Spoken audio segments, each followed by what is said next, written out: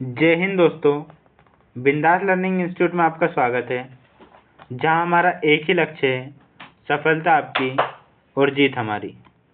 दोस्तों, आज से हमने पॉलिटी की एमसीक्यू सीरीज चालू करी है, जो कि सभी परीक्षाओं के लिए महत्वपूर्ण होने वाली है। इसमें खास क्या रहेगा, इसमें हम टॉपिक वाइज कवर करेंगे एमसीक्यू। उसके बाद में उस टॉपिक से जो पीवाईक्यू आए हैं वो कवर करेंगे, उसकी डिटेल एक्सप्लेनेशन देखेंगे तथा अपडेटेड और एग्ज़ाम फोकस्ड क्वेश्चन देखेंगे। और इससे पहले हम क्या करेंगे, जो एमसीक्यू पढ़ेंगे, अगले पेज पर देख लेते हैं हम इसे। इसमें हम क्या जो एमसीक्यू पढ़ेंगे वो जो होने वाले हैं, उससे पहले हम उसके बारे में पूरी डिटेल पढ़ लेंगे, उसका बैकग्राउंड देख लेंगे। ठीक है।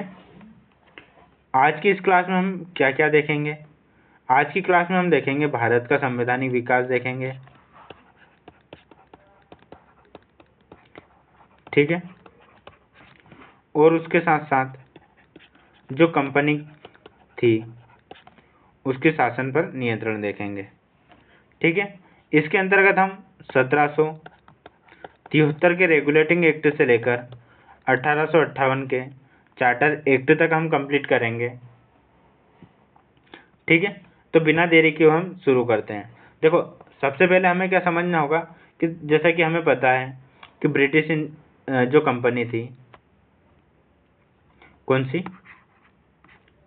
ब्रिटिश इंडिया कंपनी, वो भारत क्यों आई थी? तो व्यापार के लिए आई थी। देखो, जो कंपनी है ब्रिटिश या फिर ईस्ट इंडिया कंपनी, व्यापार के लिए तो आई थी, लेकिन ये व्यापार के साथ साथ क्या राजनीतिक और प्रशासनिक शक्ति भी इसने अपने हाथ में ले ली। और जब प्रशासनिक और राजनीतिक शक्ति इसने अपने हाथ में ले ली, ठीक है, तो ब्रिटिश संसद को क्या ऐसा लगा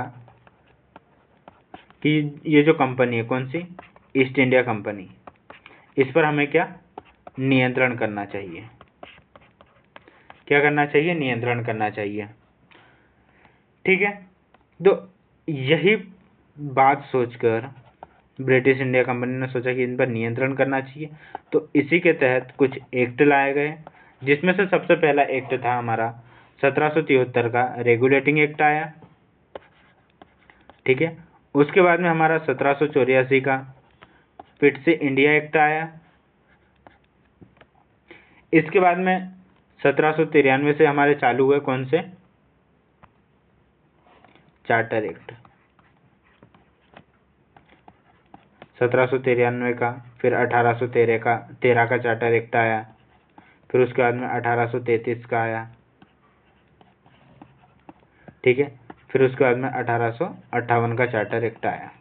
तो आज की हम क्लास में 1858 तक के चार्टर एक्ट तक करेंगे कंप्लीट, और इसके एमसीक्यू हम देखेंगे। ठीक है।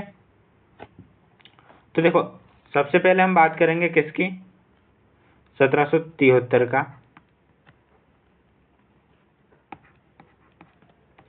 Regulating act. ठीक है। देखो, इसकी मुख्य बातें क्या थी जो 1773 में, इसमें सबसे पहला क्या हुआ? पहला तो यह किस लिए लाया गया था, तो हम वो देख लेंगे। ब्रिटिश इंडिया कंपनी द्वारा लाया गया, ईस्ट इंडिया कंपनी पर नियंत्रण के लिए। ठीक है, पहला पॉइंट ये हो जाएगा। इसके बाद में दूसरा पॉइंट हम देखें तो इसमें क्या हुआ था, तो जो बंगाल का गवर्नर था, कौन था? बंगाल का गवर्नर, उसे किसका? भारत का गवर्नर बना दिया। और इसके ही अंतर्गत बम्बई प्रेसिडेंसी और मद्रास प्रेसिडेंसी को इसके अंतर्गत कर दिया। ठीक है। और कलकत्ता में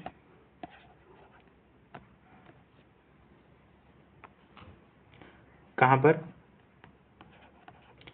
कलकत्ता में सुप्रीम कोर्ट की स्थापना की।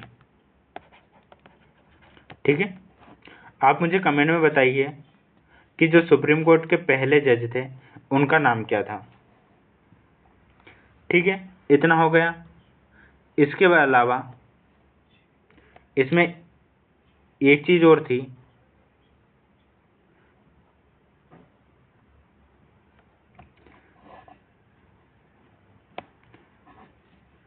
जो कि ये था, बंगाल का गवर्नर भारत का गवर्नर जनरल बना। ठीक है, देखो अब हम इसमें क्या क्या चीजें याद रखेंगे। तीन ही चीज थी। 1773 regulating act, east India company पर नियंत्रण के लिए लाया गया।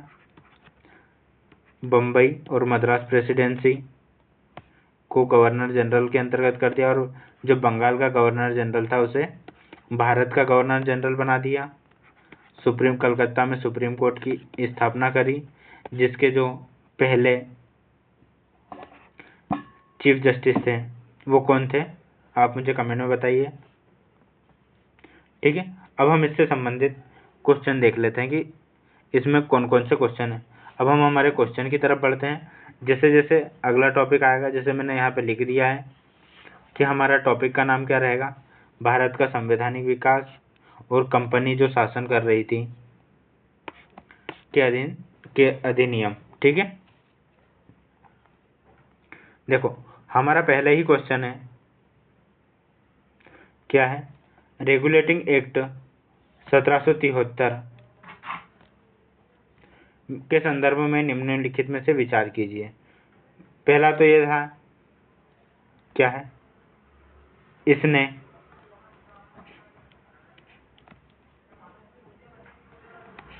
बंगाल के गवर्नर को बंगाल का गवर्नर जनरल बनाया। ठीक है, गवर्नर जनरल की सहायता के लिए 4 सदस्यीय परिषद का प्रावधान किया, यह भी सही है। बम्बई और मद्रास प्रेसिडेंसियों को बंगाल के अधीन कर दिया गया, तथा चौथा है, कलकत्ता में सुप्रीम कोर्ट की स्थापना की। तो इसमें से अब हमें विकल्प चुनना कौन सा सही है। देखो कौन कौन से विकल्प है, केवल एक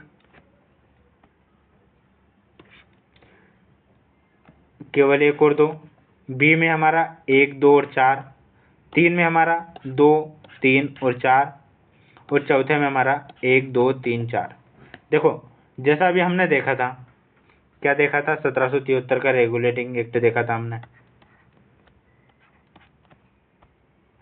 क्या देखा था हमने, 1773 का रेगुलेटिंग एक्ट।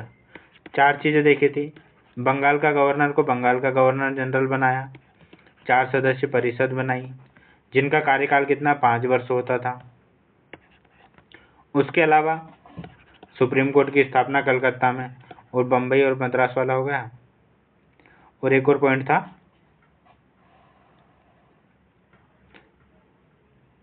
बंगाल का गवर्नर जनरल, 4 सदस्यीय सुप्रीम कोर्ट की स्थापना, और जो बम्बई और मद्रास को है बंगाल के अंतर्गत कर दिया था। ठीक है, तो ये चारों पॉइंट सही है, अतः हमारा जो है उत्तर डी सही होगा। क्या सही होगा, हमारा ऑप्शन डी सही होगा। ठीक है, ये हमारा पहला क्वेश्चन था। ये उसकी मैंने व्याख्या भी दे रखी है आपको, अगर आप पढ़ना चाहो। सेकंड हमारा कौन सा क्वेश्चन है, निम्नलिखित में से किस अधिनियम के तहत प्रशासन को नियंत्रित करने के लिए ब्रिटिश का प्रथम महत्वपूर्ण प्रयास था। तो हमने अभी देखा था, ईस्ट इंडिया कंपनी का पर नियंत्रण लगाने के लिए कौन सा एक्ट लाए थे हमने, रेगुलेटिंग एक्ट लाए थे। ठीक है, इसके बाद आते हैं हम हमारे अगले क्वेश्चन पे, ये उसकी पूरी डिटेल है।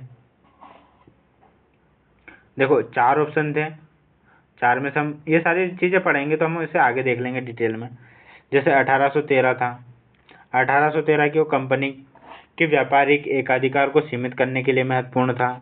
1773 ईस्ट इंडिया कंपनी पर नियंत्रण करने के लिए। 1784 का एक्ट नियंत्रण को और अधिक प्रभावी बनाने के लिए। ठीक है, इसके अलावा 1833 का जो था चार्टर एक्ट, वो प्रशासनिक एवं विधायी केंद्रीकरण के लिए आगे बढ़ाया गया था। ठीक है,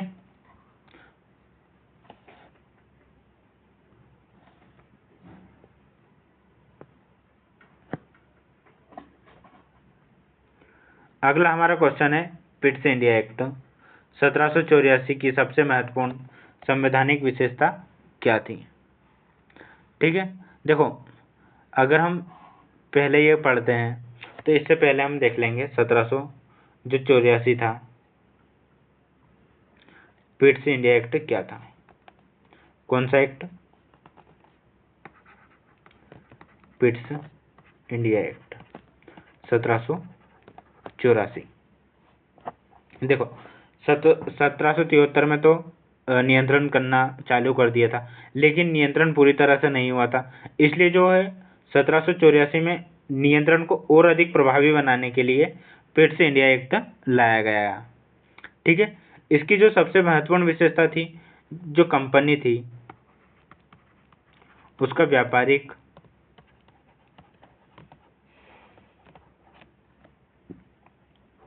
और राजनीतिक, कौन सा? व्यापारिक और राजनीतिक,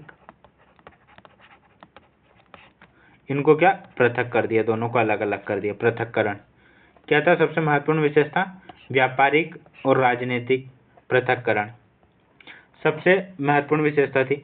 इसके लिए क्या, एक देखो पहले क्या काम कर रही थी, बोर्ड ऑफ कंट्रोल काम कर रही थी दोनों के लिए। ठीक है, बीओडी बोर्ड ऑफ कंट्रोल संस्था थी जो दोनों के लिए काम कर रही थी। लेकिन 1784 का जो पिट्स इंडिया एक्ट आया उसके अंतर्गत एक विभाग की और स्थापना की, जिसे कोर्ट ऑफ कहा गया डायरेक्टर्स कहा गया। कोड ऑफ डायरेक्टर्स की स्थापना की। दो चीज हो गई। तो जो कोड ऑफ डायरेक्टर था वो किसके लिए बनाया गया? व्यापारिक कार्यों के लिए। किसके लिए? व्यापारिक कार्यों के लिए कोड ऑफ डायरेक्टर की स्थापना की गई। और राजनीतिक कार्य तो बोर्ड ऑफ कंट्रोल ही देखती थी। ठीक है, देखो इसे समझने के लिए हम क्या बोल सकते हैं, ये दोनों द्वैध शासन प्रणाली, अर्थात द्वैध शासन प्रणाली की शुरुआत हुई यहाँ से।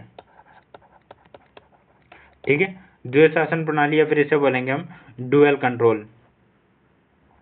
डुअल कंट्रोल के साथ व्यापारिक के लिए देखो बी है, देखो व्यापारिक कैसे बनता है, बी से आता है, तो बी का हो जाएगा सी, तो कोड ऑफ कंट्रोल। और राजनीतिक का तो बीओडी,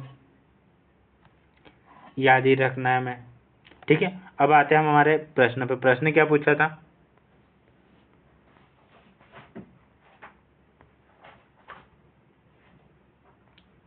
ये रहा हमारा प्रश्न। प्रश्न था हमारा, पिट्स इंडिया एक्ट 1784 की महत्वपूर्ण विशेषता क्या थी। देखो पूर्ण राष्ट्रीयकरण नहीं था, कंपनी के जो व्यापारिक और राजनीतिक कार्यों का पृथक्करण, भारत में द्वैध शासन की समाप्ति, और भारत में विधायी परिषद का निर्वाचित होना। तो इसका आंसर आएगा हमारा कंपनी के व्यापारिक और राजनीतिक कार्यों का पृथक्करण। ठीक है, अब चलते हैं हम हमारे अगले क्वेश्चन पे। ये इसकी डिटेल लिखी हुई है।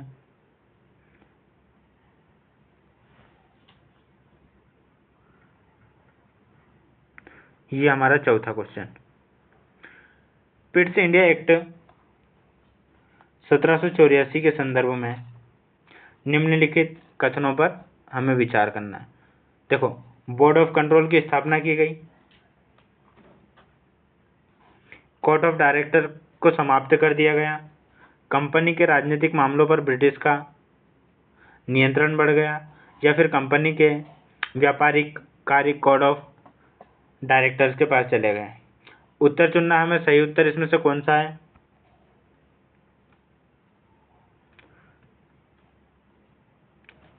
ठीक है, ये केवल 1 2, 1 3 4, 2 3, या फिर 1 2 3 4। देखो हमने अभी देखा था जो 1784 का एक्ट था उसमें बीओडी की स्थापना की गई थी, सीओडी की स्थापना की गई थी, सॉरी। लेकिन सीओडी को समाप्त नहीं किया गया था। सीओडी को क्या समाप्त नहीं किया था। स्थापना तो की थी किसकी, बोर्ड ऑफ कंट्रोल की स्थापना की, लेकिन सीओडी को पूरी तरह समाप्त नहीं किया। सीओडी पहले से था, और जो कि व्यापारिक कार्य के लिए, जिसके पास व्यापारिक कार्य रहे। ठीक है, तो इसका आंसर हो जाएगा हमारा 1, 3, 4 अर्थात बी। इसकी हम डिटेल देख लेते हैं। पहला बोर्ड ऑफ कंट्रोल बनाया गया, दूसरा गलत होता है क्योंकि कोड ऑफ डायरेक्टर्स को समाप्त नहीं किया, बल्कि यह वाणिज्य कार्यों में बना रहा। तीसरा, राजनीतिक, नागरिक, सैन्य और राजस्व मामलों पर ब्रिटिश सरकार का प्रभाव बढ़ गया। और चौथा है, कंपनी के जो व्यापारिक कार्य हैं कोड ऑफ डायरेक्टर्स से जुड़े रहे, इसलिए 1784 का एक्ट कंपनी पर ब्रिटिश सरकार राजनीतिक नियंत्रण को मजबूत करने वाला महत्वपूर्ण चरण माना जाता है। ठीक है, ये होगा हमारा चौथा क्वेश्चन। अगला हमारा क्वेश्चन आता है 5वां, निम्नलिखित में से किस अधिनियम के द्वारा द्वैध नियंत्रण प्रणाली की व्यवस्था विकसित की गई। तो अभी हमने देखा था किसके अंतर्गत की गई थी, 1773 के अंतर्गत। तो हमने क्या करा था, रेगुलेटिंग एक्ट आया था, जिसमें बंगाल के गवर्नर को बंगाल का गवर्नर जनरल बनाया। ठीक है, सुप्रीम कोर्ट की स्थापना की कलकत्ता में। एलिजा इम्पेस के प्रथम जो थे सीजेआई थे। उसके बाद में मतलब चीफ जस्टिस थे, चीफ जस्टिस ऑफ इंडिया नहीं होगा, सिर्फ चीफ जस्टिस थे, न्यायाधीश थे। उसके बाद में बम्बई और मद्रास को बंगाल प्रेसिडेंसी के अंतर्गत कर दिया गया था। और दूसरा हमने देखा था Pitt's India act. Pitt's India act के अंतर्गत ही द्वैध शासन प्रणाली कौन कौन सी देखी थी हमने, बीओडी और सीओडी। ठीक है, तो ये द्वैध शासन प्रणाली आई थी। अब आगे की ओर चलते हैं। ये हमारा उत्तर था। 1773 में गवर्नर जनरल और उसकी परिषद को सुप्रीम कोर्ट के जैसी व्यवस्था महत्वपूर्ण थी। बोर्ड ऑफ कंट्रोल और सीओडी की स्थापना। 1813 का जो मुख्य महत्व क्या था, व्यापारिक एकाधिकार में बदलाव था। और 1833 में कंपनी का व्यापारिक चाय और चीन के साथ प्रशासनिक चरित्र को प्रमुखता मिली। कंपनी का व्यापारिक चरित्र लगभग समाप्त कर, देखो 1833 में क्या हो, व्यापारिक चरित्र समाप्त कर दिया और प्रशासनिक चरित्र को प्रमुखता मिली। अब आते हैं हमारे अगले क्वेश्चन पे। कौन सा क्वेश्चन है हमारा, चार्टर एक्ट 1793 वाला की सबसे महत्वपूर्ण विशेषता क्या थी। तो इससे पहले हम 1793 को पूरा समझ लेते हैं कि 1793 वाला चार्टर एक्ट क्या था और उसकी मुख्य विशेषता क्या थी। यहाँ देख लेते हैं। देखो, जो 1793 का चार्टर एक्ट था, कौन सा 1793 का चार्टर एक्ट था, इसके अंतर्गत इसकी सबसे महत्वपूर्ण विशेषता में से एक क्या था कि जो व्यापारिक अधिकार थे, व्यापारिक अधिकार 20 वर्षों तक किसको दे दिया था, ईस्ट इंडिया कंपनी को आगे बढ़ाने के लिए दे दिया था कि आप व्यापारिक अधिकार 20 साल तक और कर सकते हैं। मतलब उनकी जो व्यापार करने की अवधि थी वो 20 साल बढ़ा दी थी। सिर्फ इसमें एक यही पॉइंट याद करना है जो कि इम्पोर्टेंट होता है। देखो 1793 को एक याद रखना है, 20 साल, ये याद रख लो। 1793 का मतलब क्या हो रहा है, 20 साल हो रहा है। तो 1793 मतलब 20 साल, तो 20 साल के लिए इसकी अवधि बढ़ा दी थी। ठीक है, ये पहले ही सबसे महत्वपूर्ण विशेषताओं में क्या थी, भारत में जो कंपनी है, कंपनी के व्यापारिक एकाधिकार को 20 वर्षों के लिए बढ़ाना, इसकी महत्वपूर्ण विशेषता थी। ठीक है,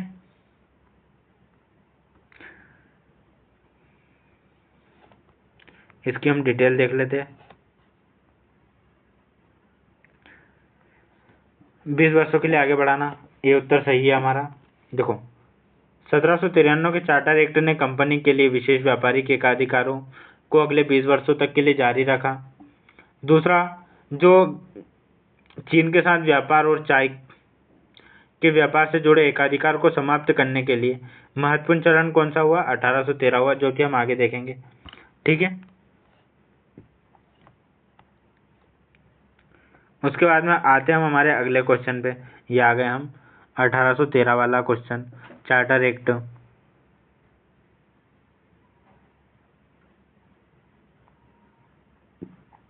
ठीक है, तो जो 1813 वाला चार्टर एक्ट था, इसे हम यहाँ देख लेते हैं।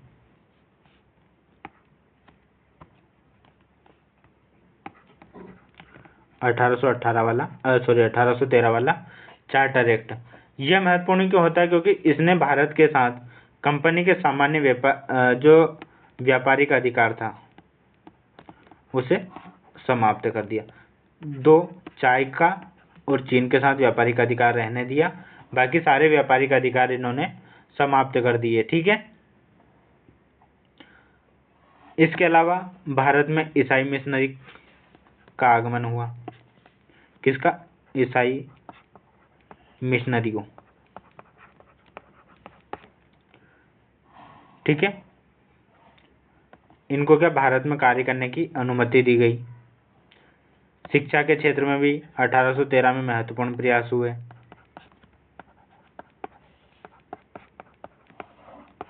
ठीक है, इसमें क्या हुआ था? जो शिक्षा है, शिक्षा के प्रसार के लिए कितने? 1 लाख रुपए का या फिर 1 लाख वार्षिक की राशि निर्धारित करने का प्रावधान किया। ठीक है, क्या क्या हो रहा है 1813 में?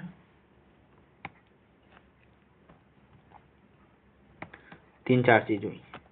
पहला तो व्यापारिक एकाधिकार पूरी तरह तो नहीं, पर व्यापारिक अधिकार समाप्त कर दिए, चीन और चाय को छोड़कर। उसके बाद में क्या था? शिक्षा के क्षेत्र में महत्वपूर्ण कार्य किए। एक शिक्षा के लिए 1 लाख वार्षिक राशि निर्धारित की गई देने के लिए। ठीक है, तो 1813 में देखो ये 3 आ रहा है, तो 3 चीज याद रखनी है, व्यापारिक अधिकार, शिक्षा और 1 लाख, या फिर व्यापारिक अधिकार, चीन चाय और शिक्षा के लिए 1 लाख। ये 3 चीज हमें याद रखनी है। ठीक है, अब आते हैं हम हमारे अगले क्वेश्चन को देखते हैं। क्या क्वेश्चन था हमारा? चार्टर एक्ट 1813 के संदर्भ में निम्नलिखित में से कौन सा कथन सही है? देखो, भारत के साथ कंपनी व्यापारिक एकाधिकार समाप्त हुआ, चाय और चीन के साथ व्यापार पर कंपनी का एकाधिकार बना रहा, ईसाई मिशनरियों को भारत में कार्य करने की अनुमति मिली, तथा कंपनी का भारत में राजनीतिक एवं प्रशासनिक एकाधिकार समाप्त हो गया। ठीक है,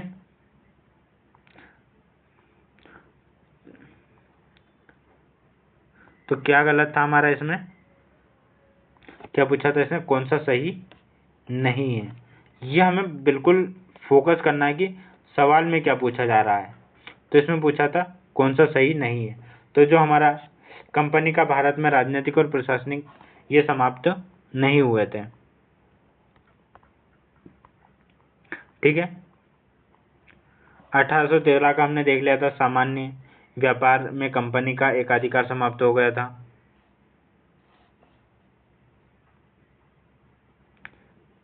ठीक है, चाय और चीन के साथ तो व्यापार बना रहा था।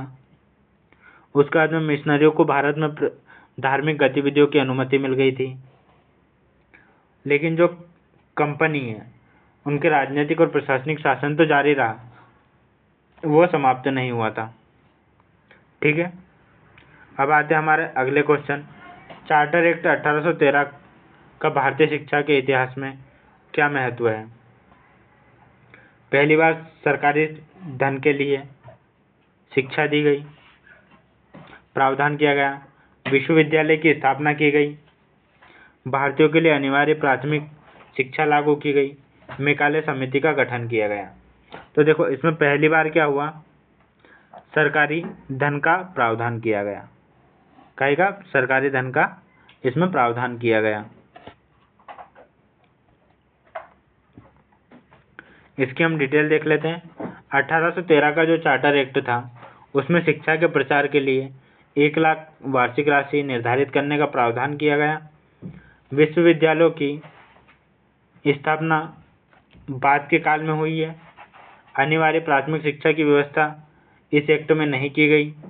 मेकाले शिक्षा का संबंध 1830 के दशक में सामने आया। ठीक है, अब अगला क्वेश्चन हमारा है। अगले क्वेश्चन पे बढ़ने से पहले हम देख लेते हैं हमारे द्वारा एमपी पुलिस की टेस्ट सीरीज चलाई जा रही है स्कोर बूस्टर, जिसमें आपको मिलेंगे 70 टेस्ट, जिसमें से 60 जो है टॉपिक वाइज टेस्ट रहेंगे तथा 10 टेस्ट रहेंगे हमारे FLT टेस्ट, जिसकी प्राइस होने वाली है मात्र 49 रुपीज़। ठीक है, तो अभी इनरोल कीजिए हमारा ऐप बिंदास लर्निंग। अगर आप प्ले स्टोर पे सर्च करते हैं तो बिंदास लर्निंग से सर्च करिए, यह हमारा लोगो है जो आपको दिख जाएगा। ठीक है, इसके अलावा आप MPPSC की तैयारी कर रहे हैं, प्रीलिम्स की तैयारी कर रहे हैं, तो इसके लिए भी 55 टेस्ट है, जो कि 30 टॉपिक वाइज मिलेंगे, इसमें 10 यूनिट वाइज तथा 15 FLT। इसमें क्या क्या विशेषता रहेगी? MPPSC प्रीलिम्स पैटर्न पर पूरा आधारित रहेगा, संपूर्ण सिलेबस का कवरेज रहेगा, topic wise full length test रहेंगे, विस्तृत व्याख्या रहेगी और इसकी प्राइस होने वाली है मात्र 39 रुपीज़।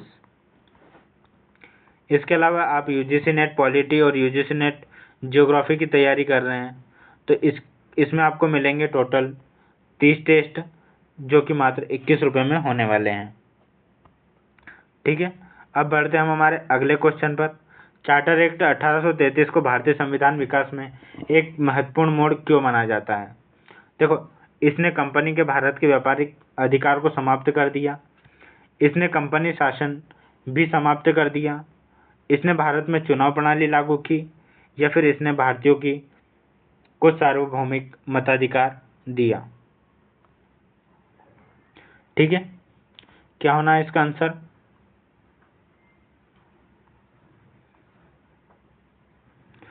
तो इसने भारत में क्या व्यापारिक अधिकार को पूरी तरह समाप्त कर दिया। ठीक है, 1833 के एक्ट में कंपनी ने एक व्यापारिक संस्था से प्रशासनिक संस्था में बदल दिया, उसके व्यापारिक कार्य समाप्त कर दिए, तो ये हमारा उत्तर इसका सही होगा। कंपनी का राजनीतिक शासन तो हम देखते हैं 1858 तक जारी रहा था। आधुनिक चुनाव प्रणाली भी इस एक्ट की विशेषता नहीं है। सार्वभौमिक मत अधिकार की व्यवस्था बहुत बात की है, वो तो हम देखते ही हैं। अगला हमारा क्वेश्चन है, चार्टर एक्ट 1833 के संबंध में निम्नलिखित में से कौन सा संयोजन सही है? देखो, जो हमारा 1833 का चार्टर एक्ट था, पहले हम 1833 के जो चार्टर एक्ट है उसको थोड़ा समझ लेते हैं। ठीक है, कहाँ, यहाँ पर समझ लेते हैं।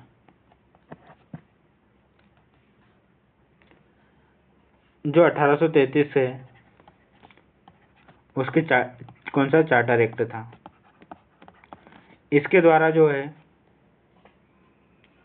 बंगाल का जो गवर्नर जनरल था उसे कहाँ का? भारत का गवर्नर जनरल बना दिया।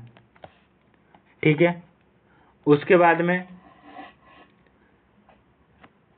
कोई भी भारतीय केवल धर्म, भारतीयों को क्या? धर्म, उसके अलावा जन्म स्थान, वंश और वर्ण के आधार पर सरकारी सेवा के लिए अयोग्य नहीं समझा जाएगा। और तीसरा जो सबसे महत्वपूर्ण था, इसके अंतर्गत देश की शासन प्रणाली का केंद्रीकरण किया गया। ठीक है, 3 चीज याद रखनी है। बंगाल का गवर्नर जनरल को भारत का गवर्नर जनरल बनाया, भारतीयों को धर्म, जन्मस्थान इनके आधार पर किससे? सरकारी सेवा से, प्रवेश से अयोग्य घोषित नहीं किया जाएगा, और शासन का केंद्रीकरण कर दिया। ठीक है, देखो क्या था हमारा 1833 के संबंध में,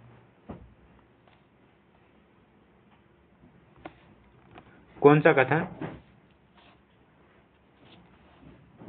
सही है? सही पूछा इन्होंने। तो भी हमने देखा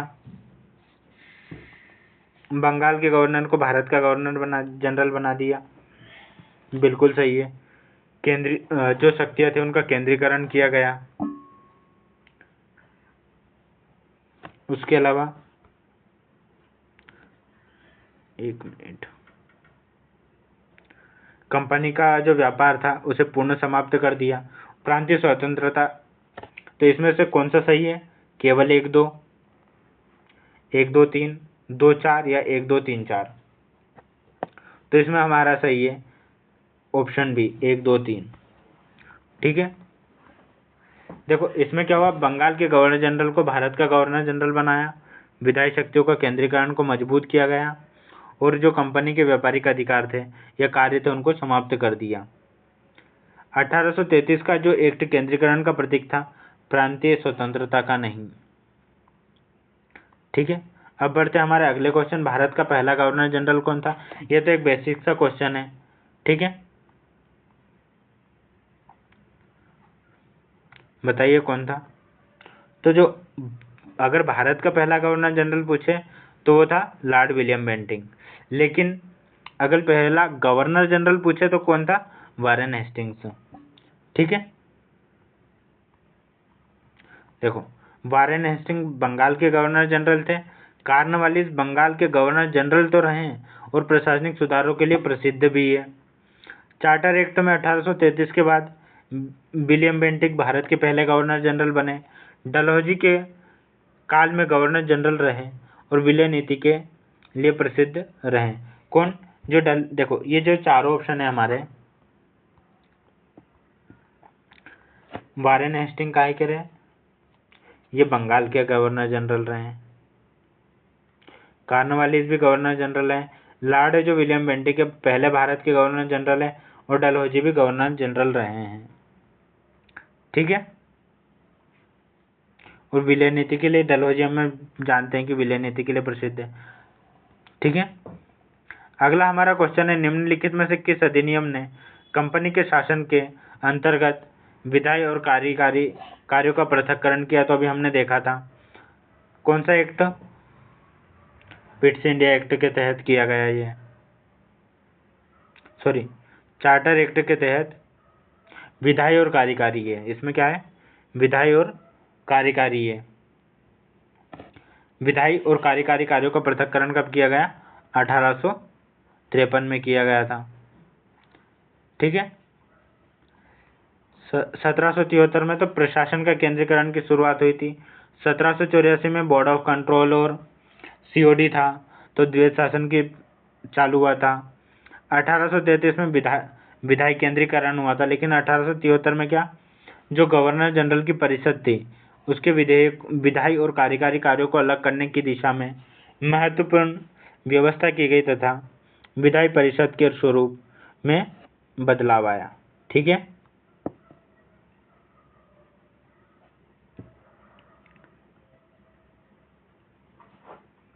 और इसमें एक चीज और करी थी जो 1853 का था। इसमें जो है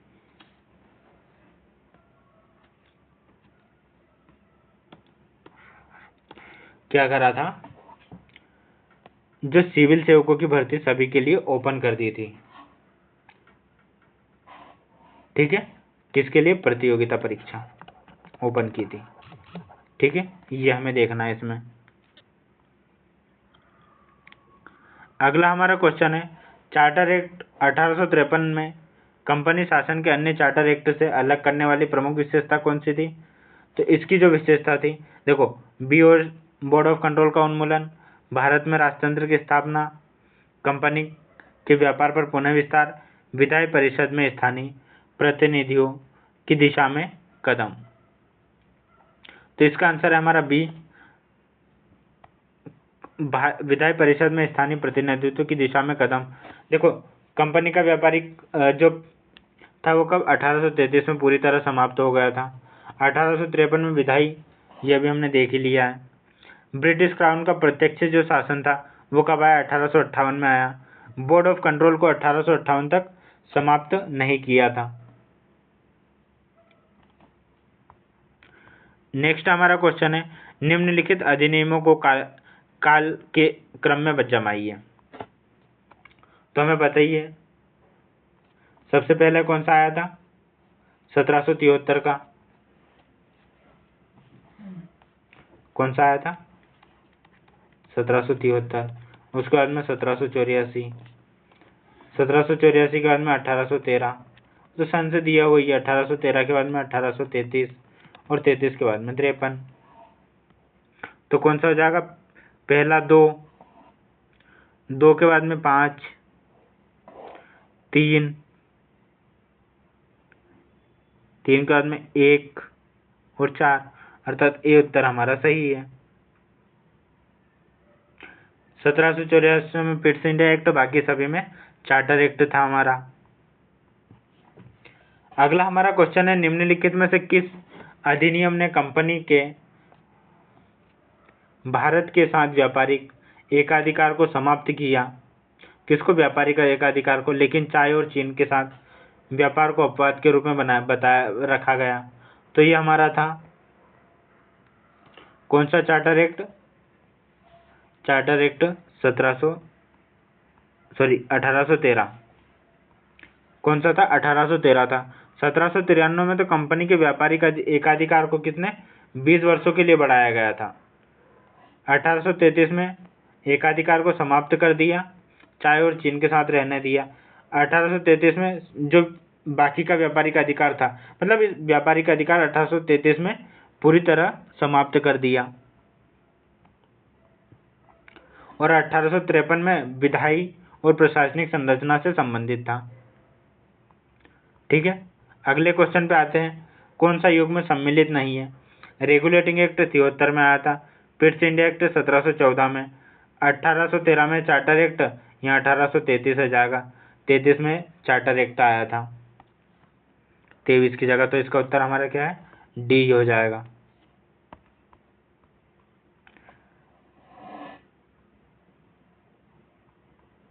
इसके बाद में अगला हमारा क्वेश्चन है, निम्नलिखित में से किस अधिनियम के बाद ईस्ट इंडिया कंपनी का मुख्य स्वरूप व्यापारी संस्था के बजाय प्रशासनिक संस्था का हो गया? तो हमने देखा था पिट्स इंडिया एक्ट, उसी के तहत क्या होता? बोर्ड ऑफ कंट्रोल और की स्थापना हुई थी। लेकिन जो 1833 का अधिनियम था उसमें व्यापारिक संस्था के बजाय, क्योंकि 1833 में व्यापार पूरी तरह बंद हो गया था, यह भी हमने देखा था, उसके बजाय सिर्फ प्रशासन संस्था के रूप में रह गया था। शासकीय प्रशासनिक संस्था बन गई थी। और 1853 में क्या? प्रशासनिक ढांचा और विधायी व्यवस्था बदली, लेकिन व्यापारिक रूपांतरण पहले ही हो चुका था, मतलब समाप्त हो चुका था। नेक्स्ट हमारा क्वेश्चन है, निम्नलिखित में से किस अधिनियम के माध्यम से भारत में खुली प्रतियोगिता अर्थ के आधार पर सिविल सेवा भर्ती की दिशा में के आधार तैयार हुए? तो 1853 के आधार पर अभी हमने देखा था। ठीक है, 1853 एक्ट की सिविल सेवाओं में खुले प्रतियोगी चयन की दिशा महत्वपूर्ण परिवर्तन का मार्ग प्रशस्त किया था। नेक्स्ट हमारा क्वेश्चन है, निम्नलिखित घटनाओं में से कौन सी घटना सबसे पहले हुई थी? भारत का गवर्नर जनरल पद अस्तित्व में आया। देखो ये कब आया था? ये तो बहुत बाद में आया था। बोर्ड ऑफ कंट्रोल की स्थापना 1784 में हुई। व्यापारिक एकाधिकार समाप्त 1833 में हुआ। व्यापारिक कार्य पूरी तरह एकाधिकार समाप्त चालू हो गया था 1813 में, और इसमें 1833। तो बोर्ड ऑफ कंट्रोल अर्थात बी उत्तर हमारा सही होगा इसका। 1784, 1813 में क्या? सामान्य व्यापारिक अधिकार समाप्त होना चालू हो गया था, कार्य पूरी तरह खत्म हो गया था 1833 में, और 33 में ही गवर्नर जनरल को भारत का गवर्नर जनरल बनाया। इसलिए हमारा उत्तर क्या? बी सही है। आज का हमारा लास्ट क्वेश्चन है, भारत का शासन के संवैधानिक विकास के संबंध में निम्नलिखित कथनों पर विचार कीजिए। 1773 में क्या,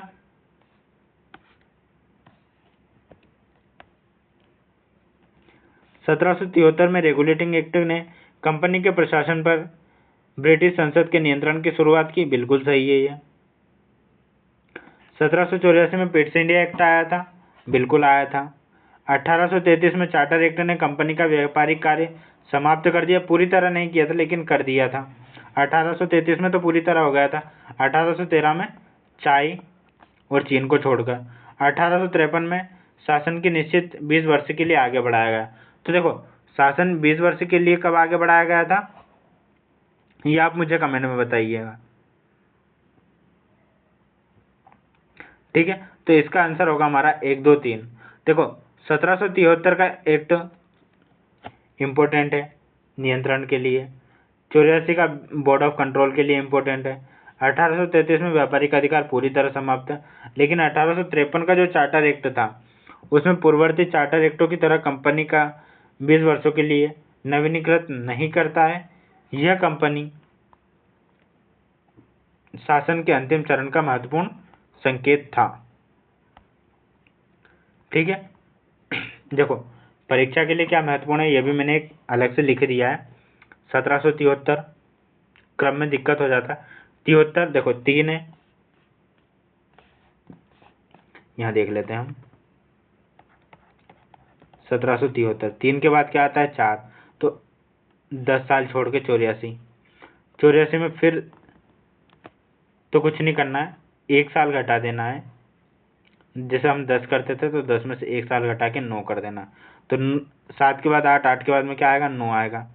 तो 1793।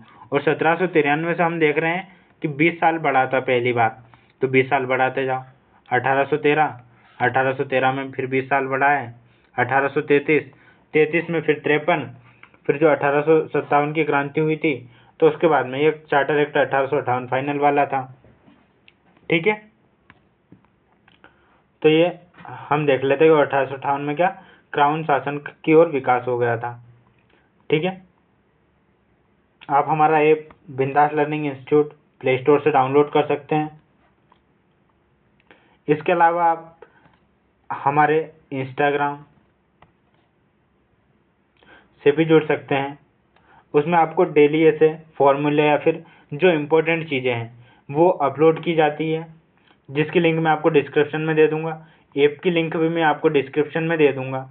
अगर आपको कोई भी डाउट, परेशानी, दुख, दर्द, पीड़ा हो पढ़ाई से लेकर, ऐसा नहीं कि आप कल से मैसेज करने जाओ, सर बुखार आ रही क्या करें, सर ये हो रहा है क्या करें, वैसा नहीं। पढ़ाई से रिलेटेड कोई डाउट हो तो आप व्हाट्सएप पे ये मैसेज करिए, आपको हमारी टीम ज़रूर जवाब देगी। ठीक है, ऐप की लिंक भी मैं आपको डिस्क्रिप्शन में प्रोवाइड करवा दूंगा, जहां से आप ऐप डाउनलोड कर सकते हैं और हमारे टेलीग्राम चैनल और व्हाट्सएप चैनल से जुड़ सकते हैं। तो आज की क्लास हम यहीं तक रखते हैं। मिलते हैं हम हमारी अगली क्लास में। जब तक के लिए पढ़ते रहिए।